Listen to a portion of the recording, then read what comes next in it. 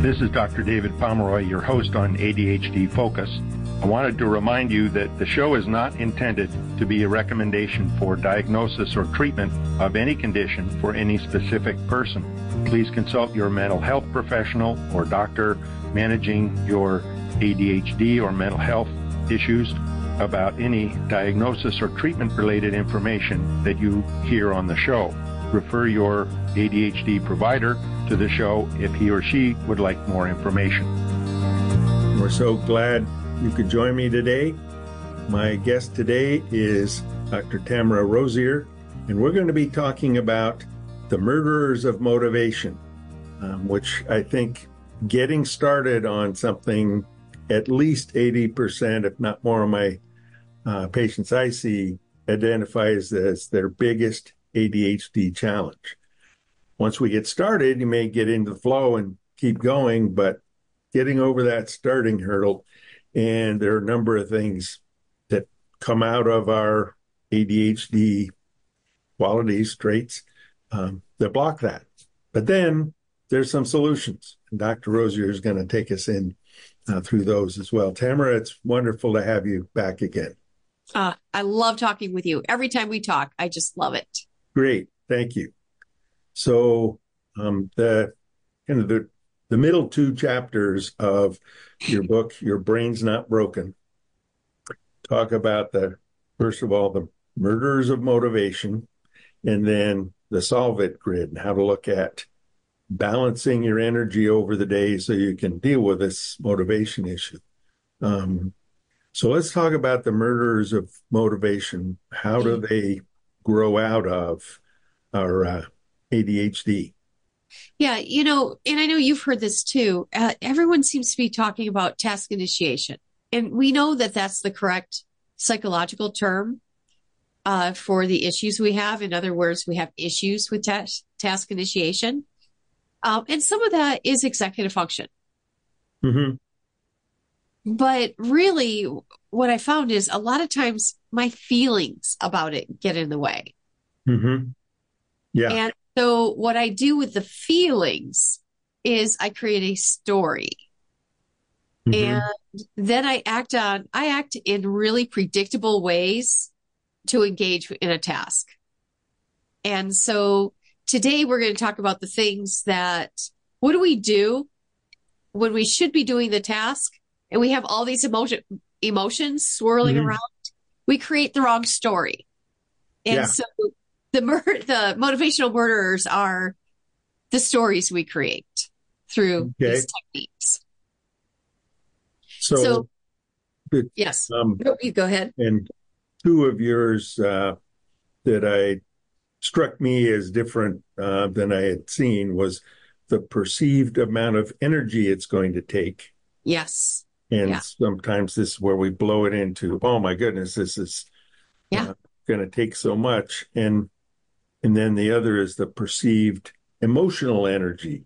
Right. It's going to take. And those tend to intersect where we think it's going to take a lot. Pretty soon we've delayed it for 2 weeks. Now we're guilty and ashamed we didn't do it. So there's that other overlay on there. Yeah, that's exactly. So let's just run through the motivational murderers. Okay. Here's our lineup. Okay.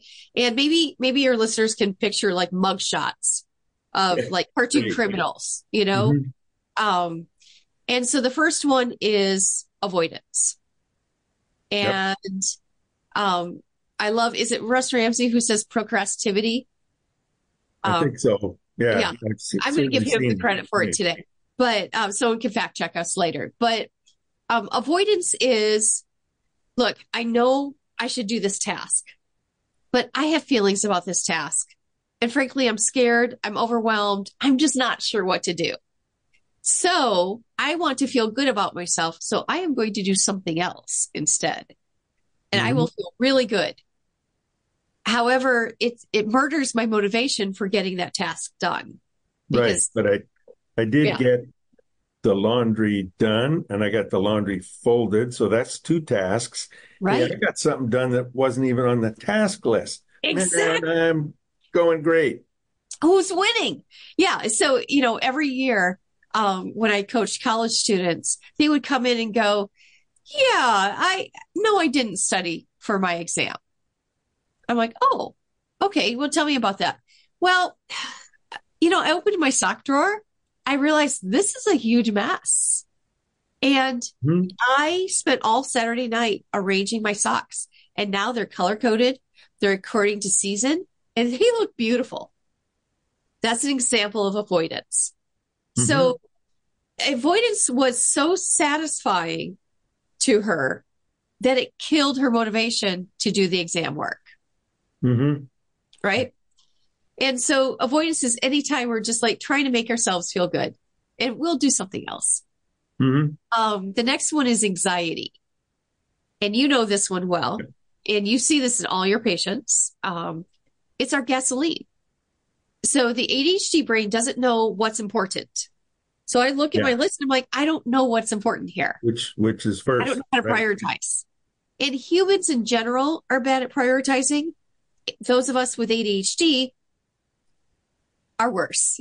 So everything's kind of on the equal. Everything feels big and important. Yeah.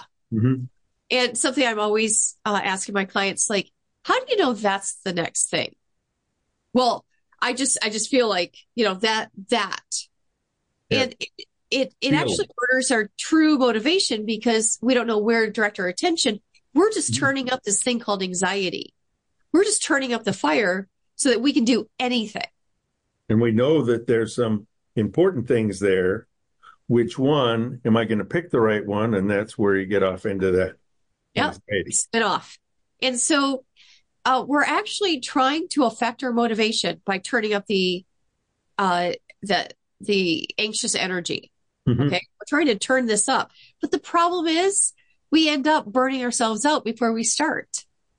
Because I have so much anxiety about this thing. I made it into such a big deal. This is so common that my husband and I have a joke about this in our house. Like he'll go, what was the big deal? Because he will have made something so big in his head. And when it's done, he's like, it wasn't that big of a deal. Right. He was using anxiety and it backfired. Because anxiety eventually will cripple us.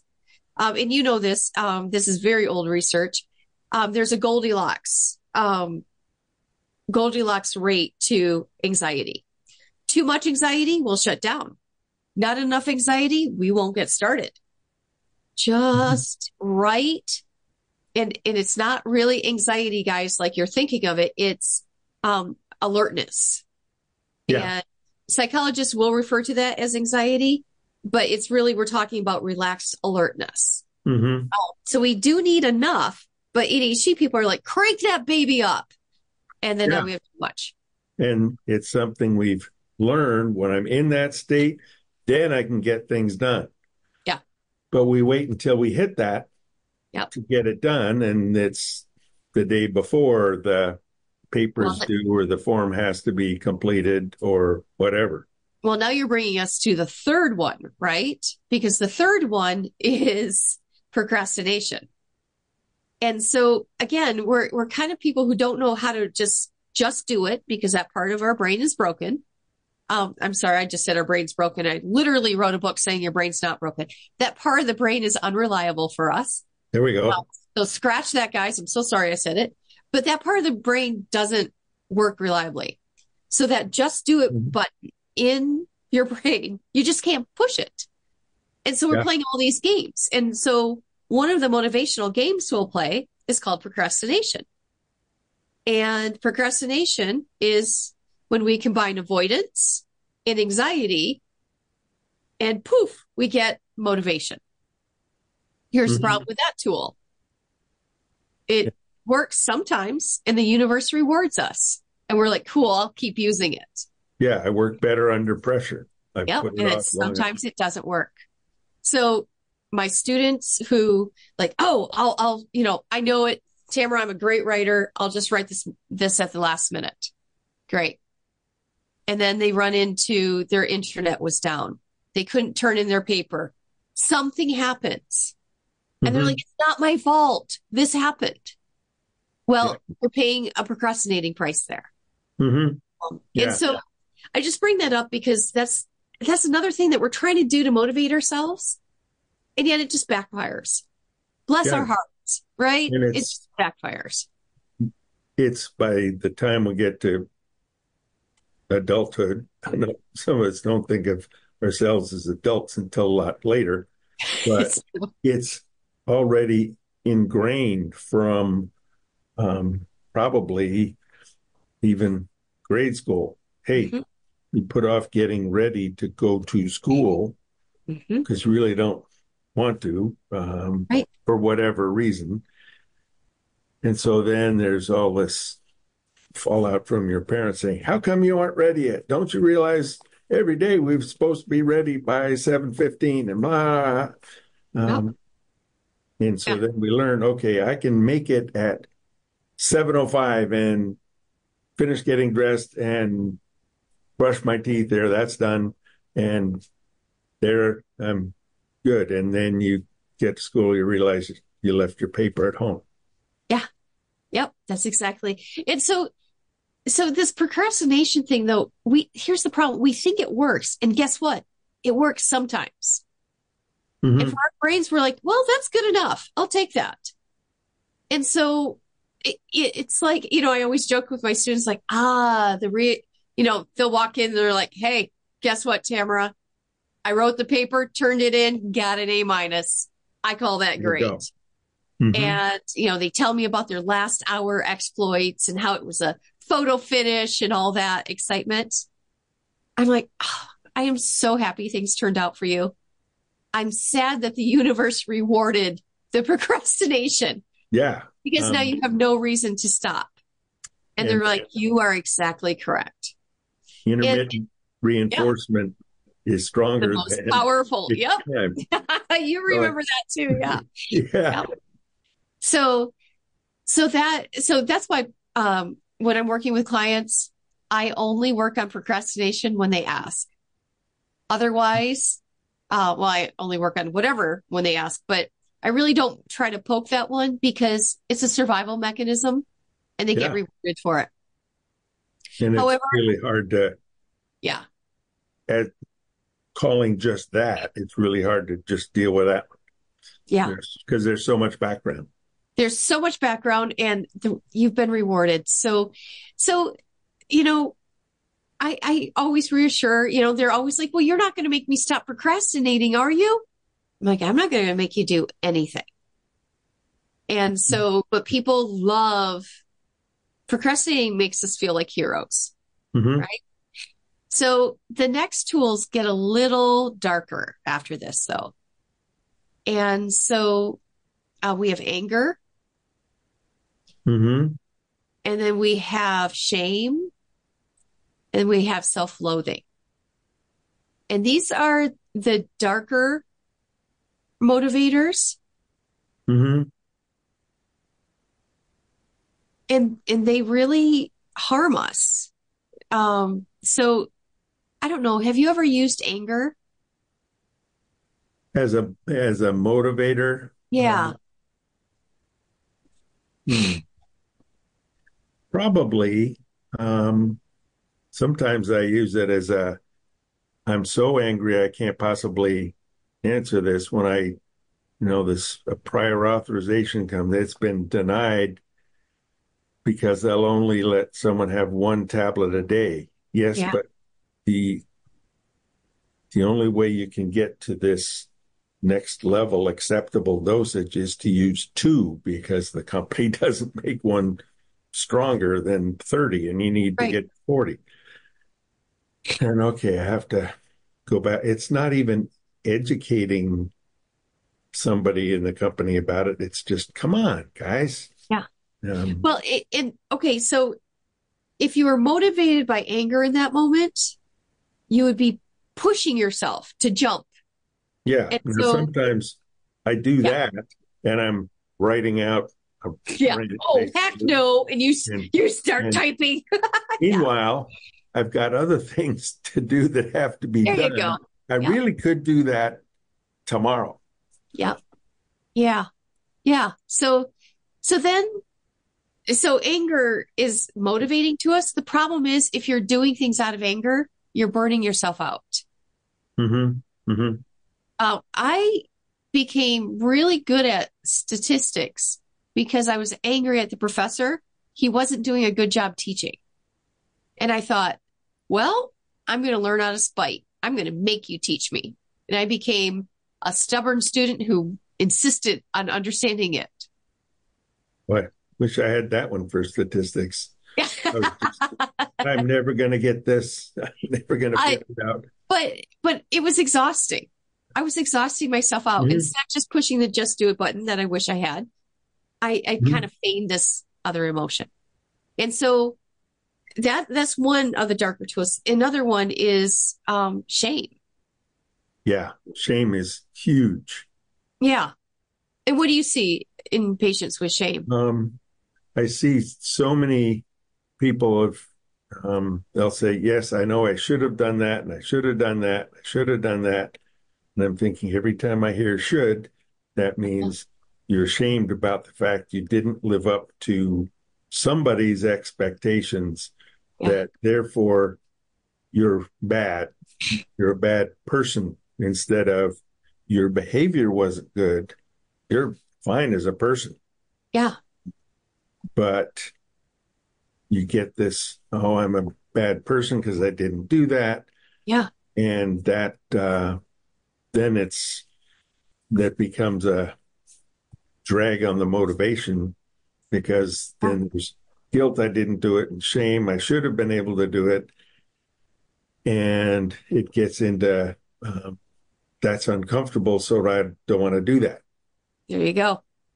And now, yesterday I messed up my calendar, and I had told two people that we were going to meet in person. I put it on my calendar as virtual. I don't know how that happened. And I just sent them the meeting, the Zoom link ahead of time. I'm like, hey, here's the Zoom link. And they're like, wait, what?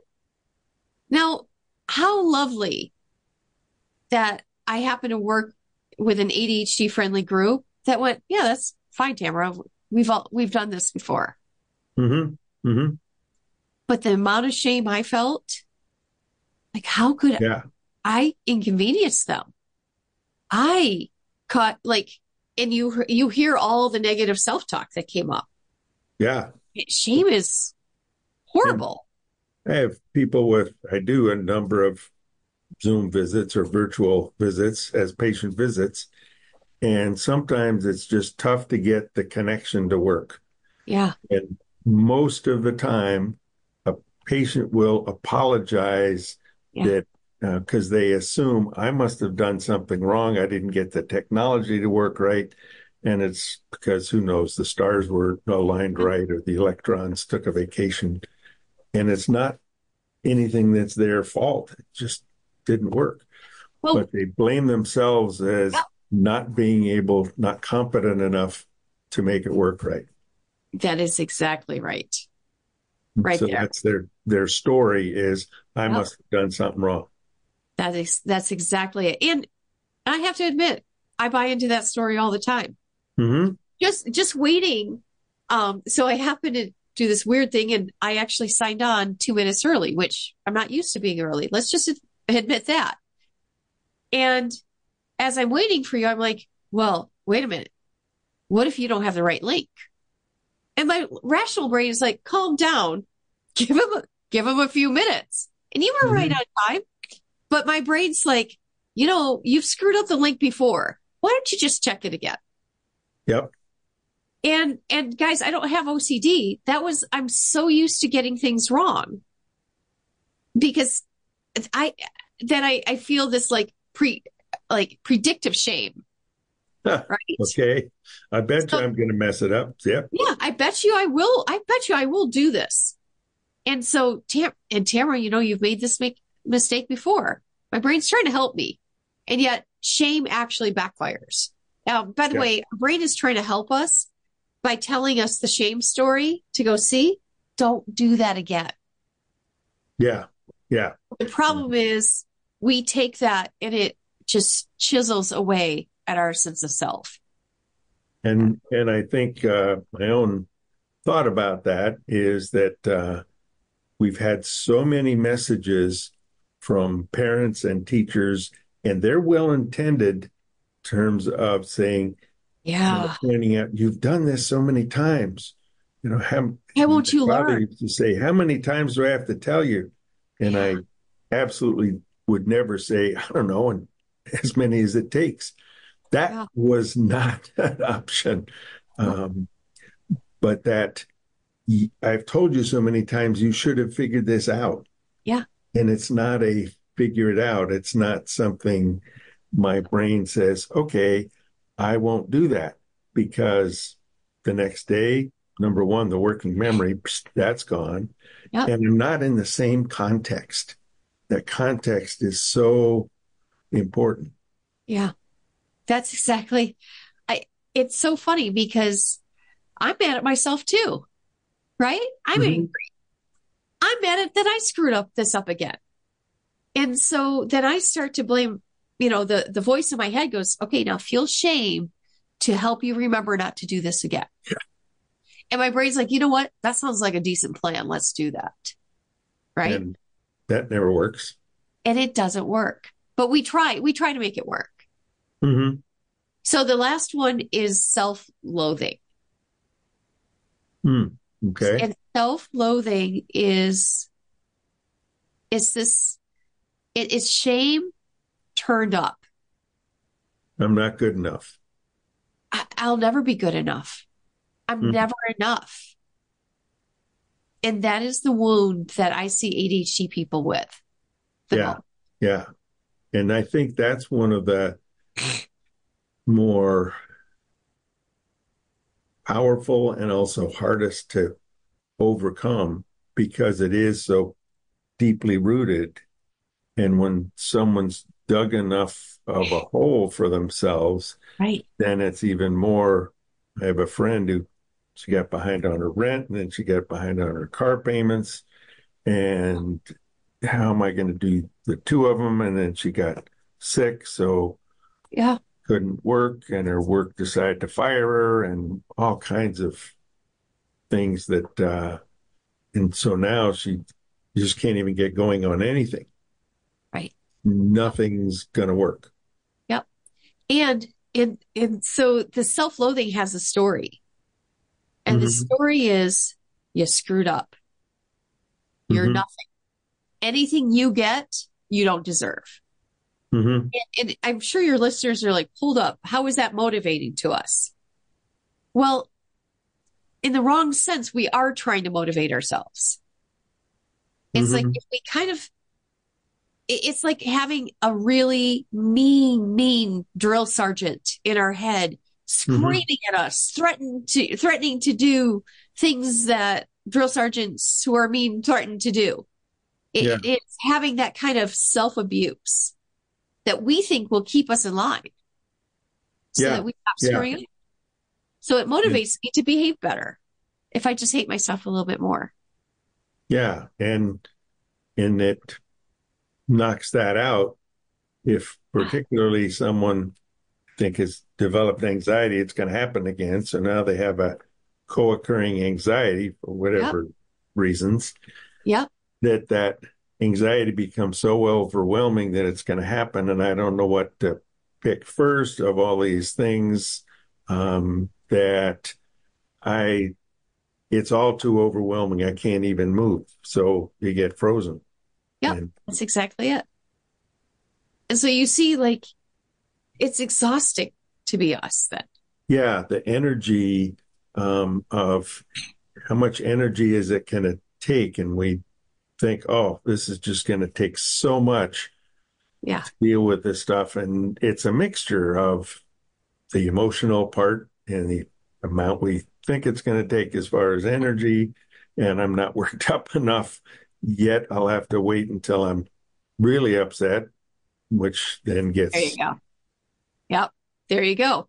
And so we rely on these for an emotional stimulus to try to get the energy to do it. Yeah. One of the other things you mentioned in the book is a study where looking at, I think it was people were shown pictures while they were in an MRI. So it was looking at the nerve networks, nerve areas that were activated.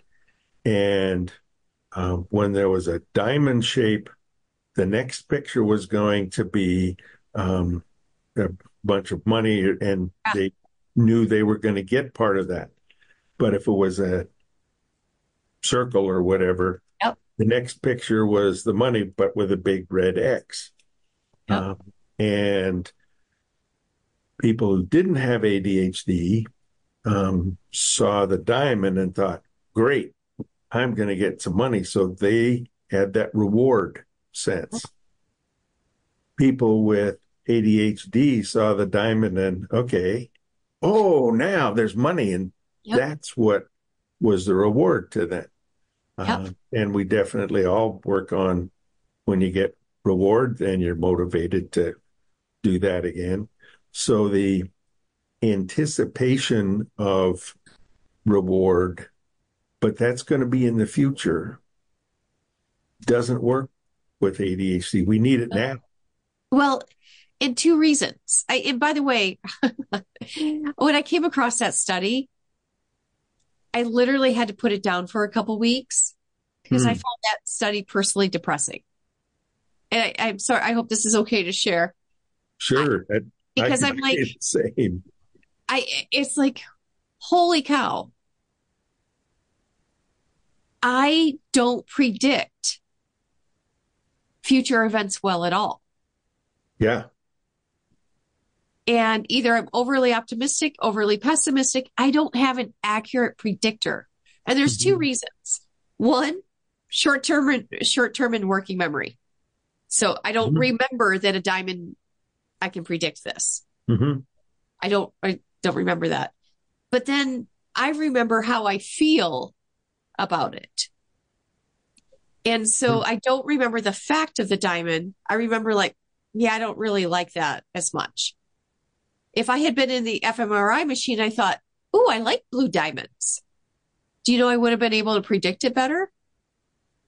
And so by adding that layer of emotions on, and they specifically tried to take that out by just, bringing it down to colors and shapes. But I just find it so interesting that we don't predict well. And so no wonder we can't predict if I do this activity, this will feel good. Yes, we're going to get the reward, even though I may not like the activity so much. Right. And I keep thinking about the way context makes such a difference. I know for me, I'm very visual memory. And if someone has said something and I have emotional reaction, I can literally picture the room, the color of the walls, what that person's wearing, where we were when he said that. But that similar situation that led to their reaction happens somewhere else, and I don't remember it. I don't associate it as, oh, if I do this, that's not going to turn out right. Right. Not in the same situation. And I know you know this, but those of us with ADHD, there's generally 5 kinds of memory, and semantic, episodic, emotional, procedural, and associative. What rules for us is emotional memory. We will always remember how someone made us feel. Always. Yeah. And there's all kinds of things in the reward system and the amygdala watching for danger or not. And it's right next to the memory center. So it says, oh, do you have a memory about this? Yep. Hold it. Everything's on free. And that's exactly what I'm talking about. Yep. Yeah. And so it's just really the reason, and I think, would you mind moving into the Solvit grid from here? No, please. That's we've talked about all these things that get in the way. How can we through those? Yeah. So first of all, I know we just painted a bleak picture of those of us with ADHD. And I just want to tell you, how I put down that that research for a couple weeks, because it was depressing. And then what made me come around is, but look at us. Somehow we make this work. It's not always pretty. It's not always good looking, but you know what? Somehow. And sometime it is. We get into, I get into hyperfocus and working on something, and I realize I haven't even stood up in 2 hours. But I use the restroom. Really good. Yeah. I've got a really good flow on a thought or a paper or something I've wanted to express, and it is dynamite. Yeah. Yep. And that's so, yeah. And by the way, I start to, in our ADHD populations, try to differentiate with people the difference between hyperfocus and flow. Okay. Flow. And I know you've know the idea of flow. Flow state is the idea where somehow the planets have aligned and you just stepped into this river and you're floating down the river with the ideas. Mm-hmm. Yep. And ADHD people can enter flow state. We can do that. Mm-hmm. What we usually do is we take the knockoff, the generic version of flow called hyperfocus, where we turn up the energy using whatever procrastination, anger, whatever we want, turn it up and intensify it. And then we're like, whoo, now I got the nice dopamine flowing here. I'll just get this done. And I'm getting all these ideas down and the exact phrasing I want. And And it's an intense, and so people who are in flow tend to be relaxed and alert. People in hyper arousal or hyperfocus. Hyperfocus is a hyper aroused state. Tend to have tight jaw. Their facial muscles will tense up. They'll hunch your shoulders, like your body is fighting at that point. Yeah. That's, and I'm thinking myself, just last night, I read an article in a medical journal about adult ADHD, basically diagnosing it and treating it. And there were about 5 things in there. I thought, no, that is not correct. And I have to write a letter saying this is why it's not correct. And I've got the studies and the backing and everything else. And pretty soon I was just hammering away out of anger. There you go. Have to prove that this just standard, this is the way it is, the kind of company line. No, it's not. And it's not that way. Thank you for beautifully. That's a beautiful example. Because something in your brain, you're reading this and you're like, oh, hell no. Yes. Yeah. You're like, I will be answering this, sir. And you went into a hyper aroused state. We call hyperfocus. Yeah. Now, the reason I bring up flow is it is very possible for ADHD people to get that done in a sense of flow state. Okay. And this is where usually people are like, Tamara, you're talking some weird Zen stuff now. No, this is just in your window of tolerance when you're not hyper aroused. You're just like, this really is an issue of correctness. And I really need to do this. Now, remember, there's no hell no going on in your head. You're like, I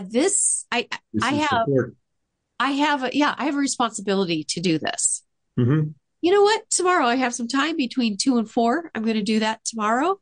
And I'll just start kind of putting my ideas together. Yeah. But here's the thing that we do with ADHD. We're preparing for flow state. So you're folding laundry, thinking about your rebuttal. You're washing dishes, thinking about the rebuttal. And then you show up, you're like, oh, I'm ready. Yeah. But you didn't have to do the hyperarousal. Now, I want to be clear. If hyperfocus is the only thing you have, that's okay. I'm not ever going to shame anyone for using it. I'm just saying it's an intensive energy. It takes a lot more energy. Exactly. That's the big thing. And that's where in the Solvit grid is looking at how to balance your energy over a day, and maybe it's over a longer period of time, so that you still have the energy, you still have some charge in the battery, right, to do either the boring stuff or the big project, but you don't have to be motivated by anger or procrastination. Yeah, that's exactly. Thank you for that. I mean, that was a beautiful, because you care so deeply, and it tapped into, right? And I tell myself I'm just going to put down some ideas about it, and soon I'm writing and I'm editing and I'm getting down exactly what I want to say. Instead of remembering, you know what? You can just put down some bullet points here and get back to what you really have to finish in terms of work. That's exactly it. Yeah. That's why I was here until 8:00 instead of getting out of here at 7:15. And so that's the difference between flow state. Mm-hmm. Because I think at one point you may have hit flow where you're like, whoa, things are just kind of coming out. This is good. Yeah. So you probably kind of, hyper focus and flow state. We can go in and out, but then there's like this extra emotional push where, no, I can't look at anything else but this. Yeah. There you go. I found myself thinking, you've got other stuff to do. Yeah. You're worked up enough about it. You can put it away, because next time you read it, you're going to get just as good to be there. I was thinking, okay, and I know the reference, and I can counter this, or I can explain more about it. And here's the references, because this article was in a journal, so you have to have references to refute answer the different points. And I had all those in mind, so that's where my flow was. I've got this all lined up. But I love your brain. I just love. Yeah. Sometimes, most of the time I do. Sometimes I get angry at it when I look back. It is, so How does the Solvit grid, for instance, apply on that one? Yes. So let's. I'm going to share. I'm going to share my screen, but that's not what I want to see right now. So I'm going to try this one more time. All right. Sorry for my clumsy sharing. It's like, that's all right. This is my first day on Zoom, evidently. Just joking. I'm on Zoom all the time. All right. Okay. Oh, I'm so sorry. How clumsy of me. Okay. So there we go. There we go. Right. Now we're in business. Sorry for the clunkiness there, folks. All right. So when we look at, let's just look at this line first. The first line that I want you to look at, and for those of you just listening, it's a horizontal line on a continuum. We have not fun and fun. And David, wouldn't you agree this is how we see our lives? Yeah, something that's fun. I want to do that. Emptying the dishwasher is not fun. Right. I will avoid that. Yes. We come up with a game to do it. But that can be hard to do with emptying the dishwasher or laundry. Yep. That's exactly it. So now I'm going to add a vertical line there. And the vertical line is also a continuum, and it dissects the fun, not fun. And at the very top, we have emotionally stimulating. And that's like when we get angry to do something, right? Yep. Or not emotionally stimulating. And so what you and I do is when we look at a task and we're like, unloading the dishwasher. That doesn't sound like very fun, but it's certainly not emotionally stimulating to me. There's nothing emotionally stimulating. And that's where, because we're driven by emotion, the emotional stimulating stuff we're going to go with. Right? So then when you put the quadrants together, we're going to name the quadrants.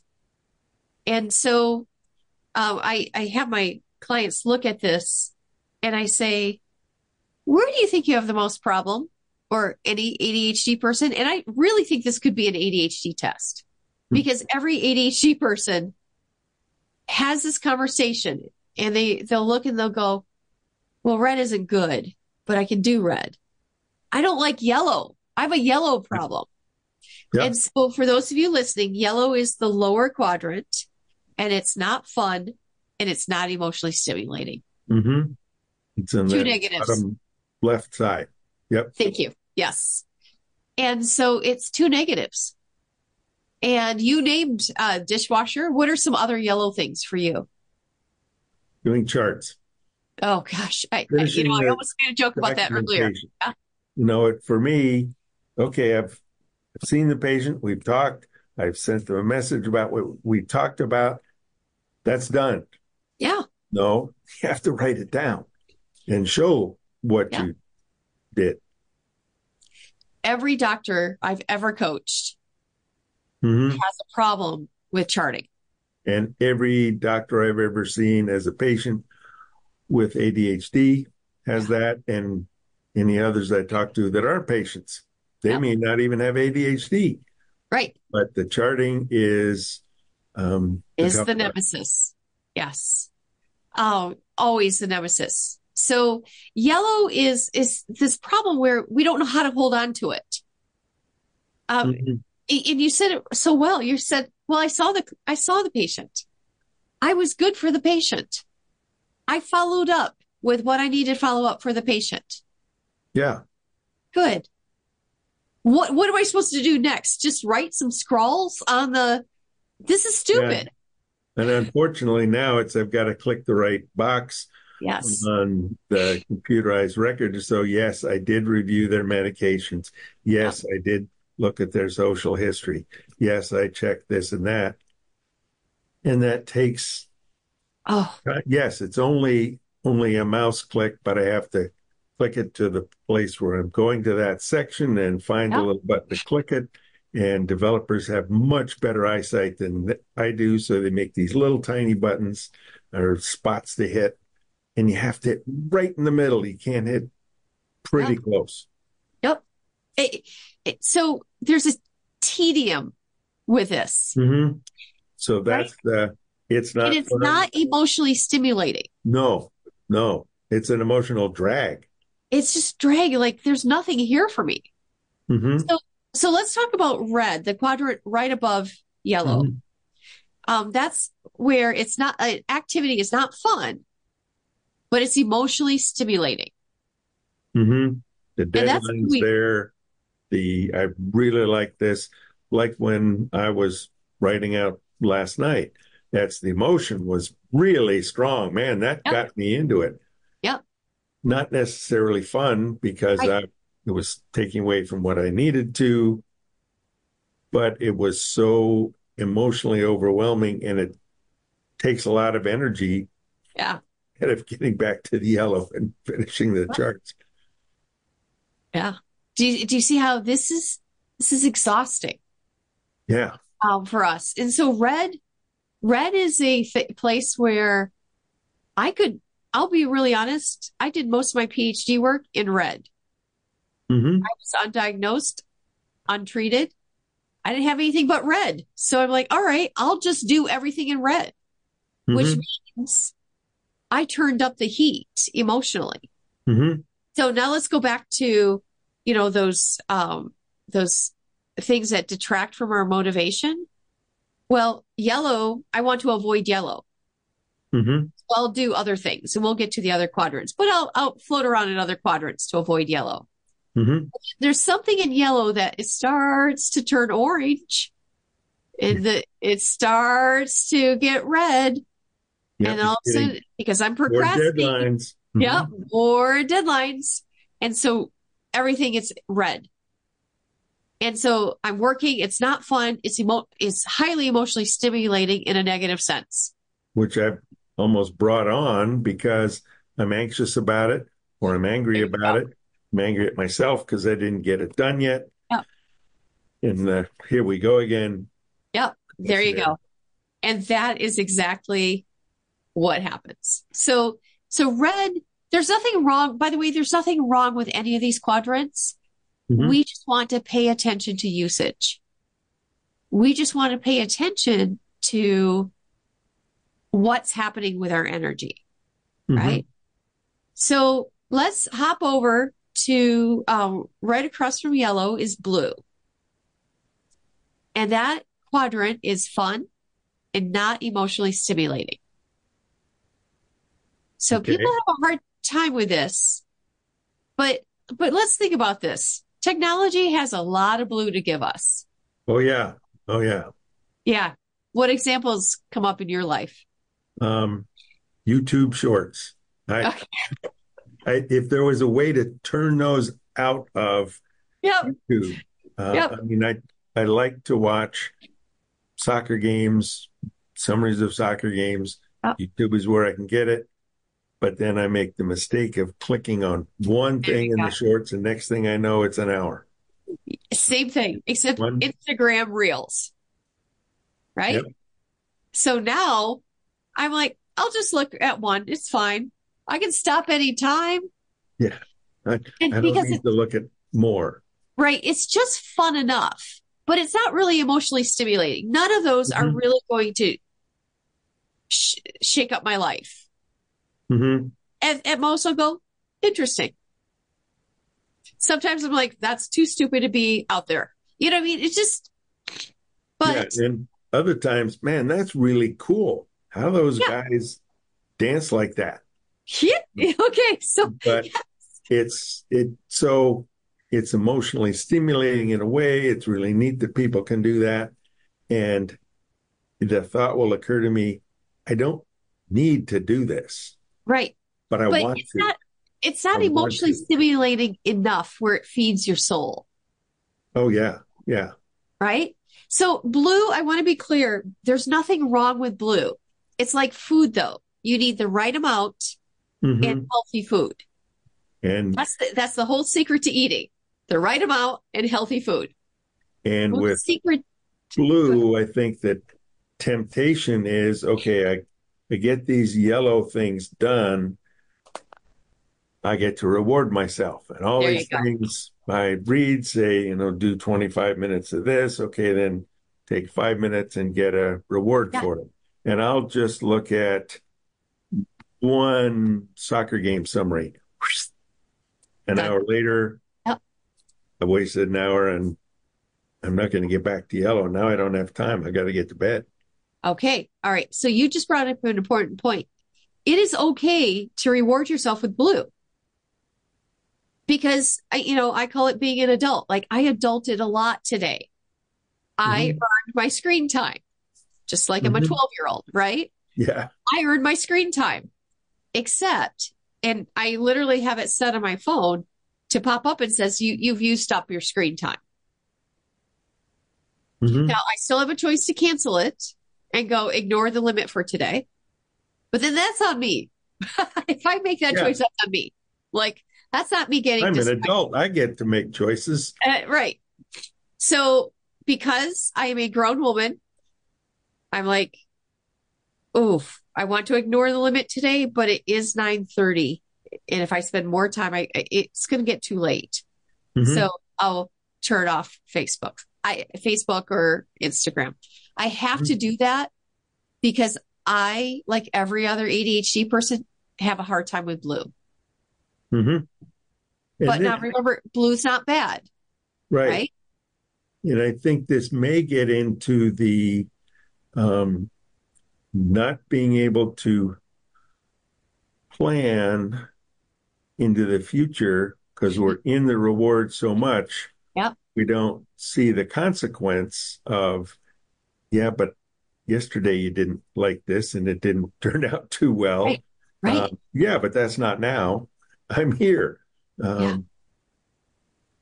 Yeah. And I tell people that think about what your future self would tell your present self. Yep. How much your future self is going to appreciate that you turned it off and went to bed. and you want to take care of yourself, and that's your future self. Yep. Yeah. A lot of times I have full discussions with future self, right? Because here's what happens. Past self shows up and says, listen, you dumb muckety muck. Yep. You screw me over. Yeah. Right. And I want to, yell at my past self all the time. Like, I'm mad at you. Instead, I'm like, oh, but I have a responsibility to future self. So I'm going to set her up because I want her to be successful. So let's get to green. Green is in the upper quadrant across from red. And it's emotionally stimulating and it's fun. One time when I was first presenting this, I was kind of trying this out. And back then it was the CHAD conference. And I remember I was doing a pre-conference on that. And I presented this and someone just burst out. There was a group of 30 in my room. Someone just said out loud, wait, I can do green? I didn't know I was allowed to have green in my life. Yeah, because I haven't done all the yellow stuff. I haven't done all the yellow. I don't deserve green. And she started crying. And we're at an ADHD conference. So of course there's a lot of people near her going, yeah, we understand. And it was a good, safe room, but she didn't realize that she had been trying to be such a good adult. And in her mind, adulting was only yellow. Yeah. So I got to share all the yellow done. Yeah. Well, in her head, it was only yellow. You're just not allowed green. Period. And so it's interesting because green rejuvenates us. Yeah. Green is what gives us energy. It's what feeds that deepest part of us. I recently went out to dinner with a new friend, and there were 4 of us. And oh my goodness, we were laughing. It was fun. The conversation was just bouncing, and it was just safe. Most of the people at the table had ADHD, so we were it was a funny we were riffing off of that. I left feeling fulfilled. Yeah. That's green. And I want to tell you, there is a cost to green though, because notice that it's emotionally stimulating. You have to have enough emotional energy to get to green. And that's one thing where I can certainly remember how much I enjoy being in green, not just green quadrant, but, and it's easier maybe here in the Northwest where it rains so much, everything's green. Yeah. But getting out into the woods, getting to somewhere where I'm surrounded by green, because green's a nice peaceful color.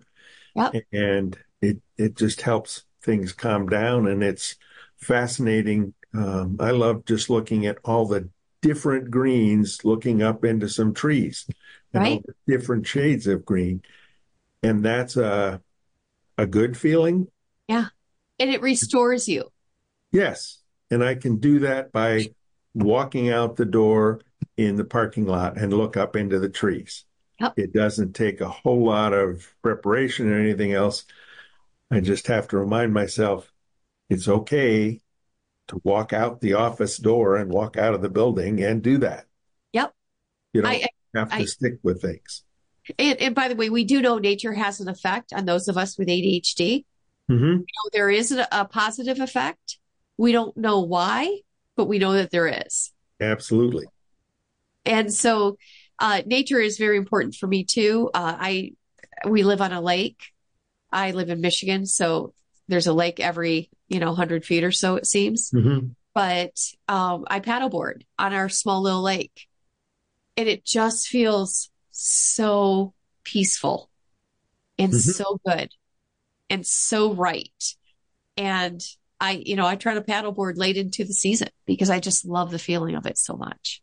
So I would ask your audience to think about, what is your green? David and I just said, our green is literally green.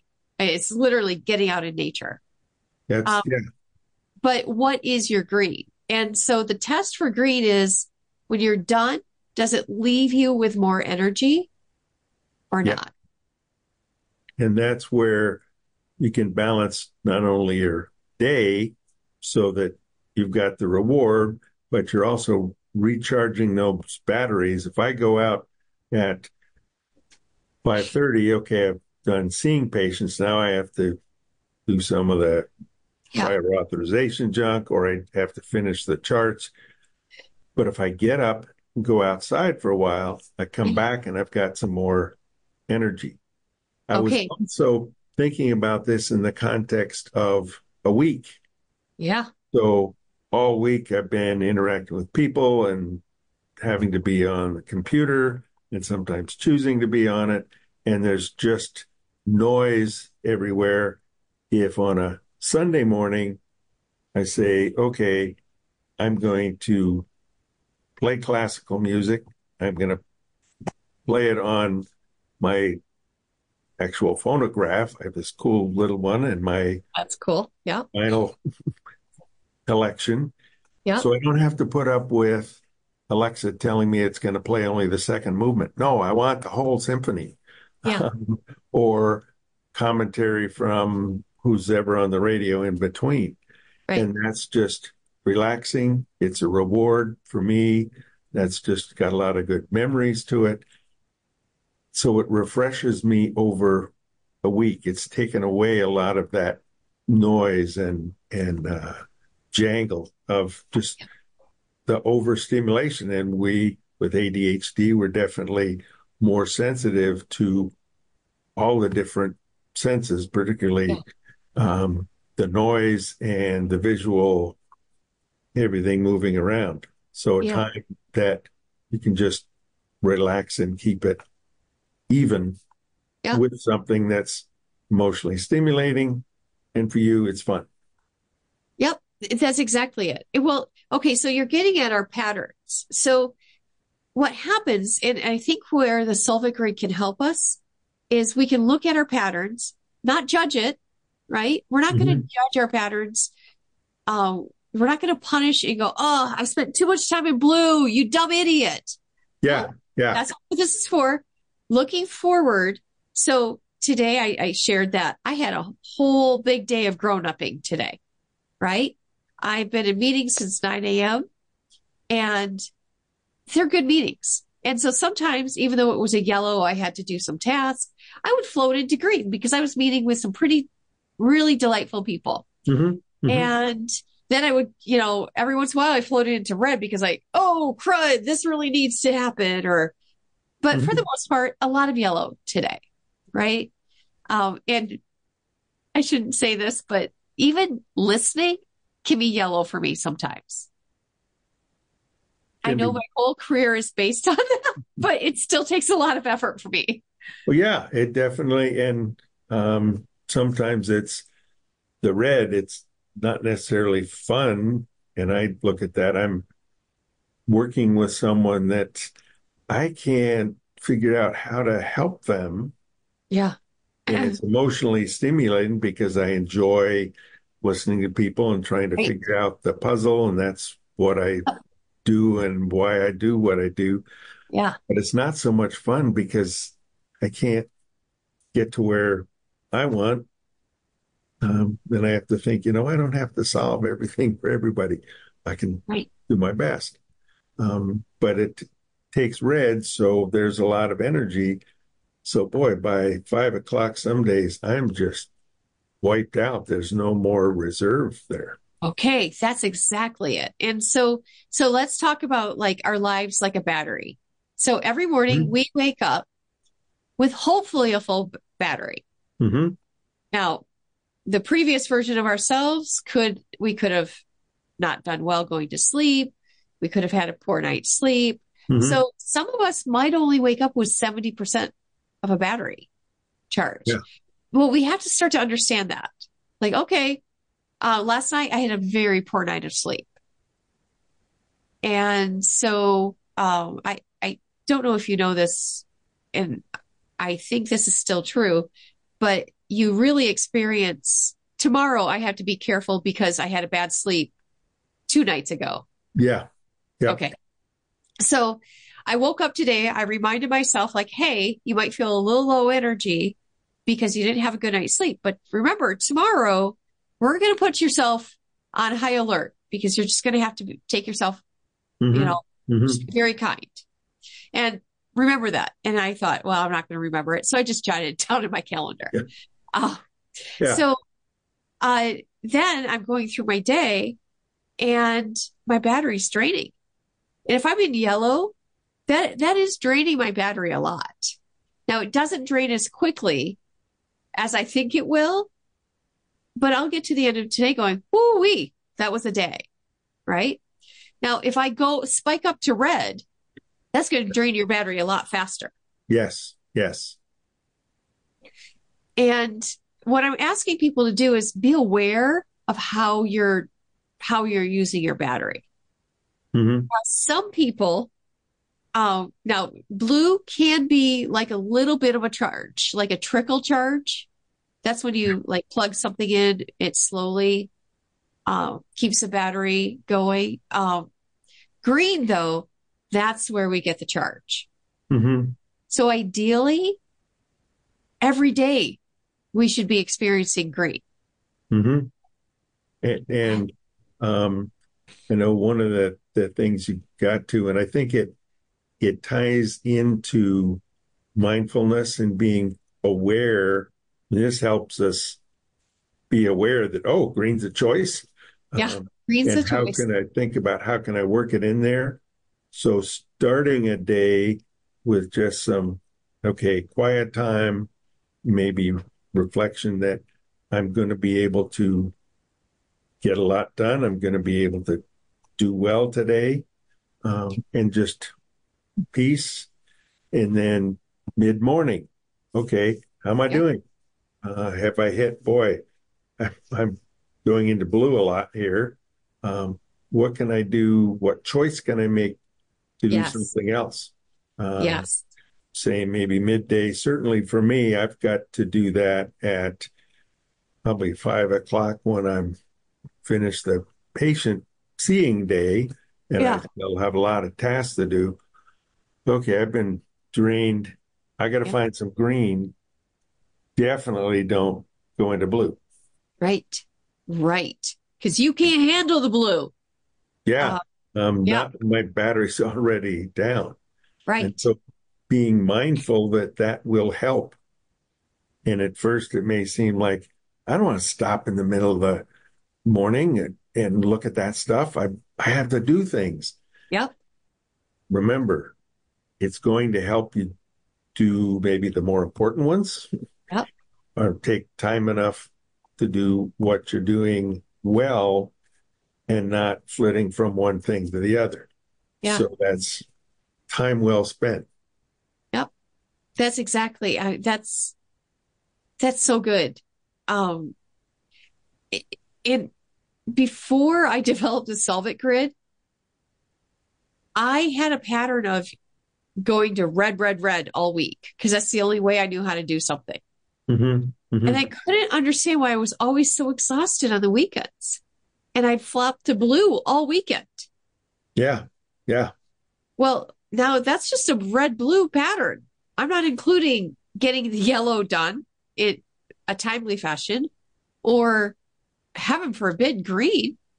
I'm not even allowing myself. I'm just so exhausted. And so I was in a real rut and I wasn't using my energy wisely. And so something I want your listeners to really take away is we can manage our energy differently by doing what you just suggested, making cognitive choices. Yeah, we have the choice to do those. And remembering we do. No, I don't have to listen to the past stories. I don't have to stay stuck in that. I can make a new story, and it's not going to happen all of a sudden. Sometimes I forgot to do that. Stop and look at things. Look, I've been doing a whole lot of blue today. That's all right. That's today. Yep. You get to do more of it tomorrow. Yeah. Stick to it. And I think that it's a fairly quick reward in terms of the way you feel, the way I feel when I do those. I don't have to do it for a month to now I'm going to finally get somewhere. That can end up a day thinking, yeah, I still got some energy here. You know, it's interesting. Sometimes I'll say to myself, listen, I know you're tired. You don't want to answer those emails. How about you just do one and see how you feel? And so I'm negotiating with myself, like just a little bit of yellow, just a little bit. Mm-hmm. And I'm like, okay, I'll do one. And then sometimes I'm like, well, I might as well do another. Yeah. Yeah. And so, you know, I sometimes with yellow, especially at the end of the night, when I've done a lot of yellow during the day, I'm like, do you think you want to do a little bit more yellow? It's okay. And the pull to blue is so strong. It's like, no, I just want to sit here on my phone or stare at the television. Like, I want to do those things. Mm-hmm. Right? Mm-hmm. And so if I can just kind of go, well, you know, if you could go for a walk, that'd be great. Yeah. And even if up here we're about to enter rainy season, it'll be raining or drizzly or showers or spitting, whatever. We have more word for rain up here than anywhere else. Right. I can go get outside, but I'm still under the eave of the roof, so I'm not going to get wet. And I'm still looking in the green, being able to have a longer sight distance than just being in a room. And that can be rewarding and energizing, even if it's only just 5 minutes. Right, right. So it's little things help balance things. Yeah. And that's really what I'm asking people to do is understand the grid and where you are on the grid. Mm-hmm. And this actually increases our predictability. Remember how earlier we talked about predictability? So if I know a task, I'm like, oh, that's just a whole bunch of yellow tasks there. And then I think to myself, well, you have a choice. You can play the games you play with yellow, or why don't we try yellow just a little bit? Yeah. And not get into some days, to be truthful, I'm like, I just want to be in blue all day. That's all I want to do. And I'm like, well, that's not going to lead to good things in life, Tamara, if you're in blue all day. And by the way, you do your future self or your partner or spouse or whoever you're living with or dealing with is going to really appreciate it if you get some of the yellow done. And unfortunately, even though we've been in green so much for the two of us enjoying what we're doing, we're also coming up to the fact that time marches on. You know what? You are exactly right. Meeting with you is always green time for me. Well, thank you. And I'd say that the same. So we have been talking today about the things that get in the way of the motivation, the ability to just get things done, like anger or getting all emotionally worked up, or avoiding because, no, I don't like that. And then what you can do to balance your energy over a day, over a week, so that you can get some of those mundane tasks done, but you also get to have the green. You are worthy of having the green. And you know why you're worthy? You were born. That's all it takes. You were born. And therefore, you're worth it. Love that. Yes. Thank you so much, Tamara. It was great to talk with you. Dr. Tamara Rozier's book is Your Brain's Not Broken, which is the first of her books. And the second one is coming out officially fairly soon. Remind me of the title of that one. Yep. It's called You, Me, and Our ADHD Family. Great. And it comes out September 24. Great. Good deal. So thank you all for listening and watching. enjoy thinking about and reflecting on what you've done in terms of giving yourself some good material to listen to. This is Dr. David Pomeroy, your host of ADHD Focus, and glad to have you with us.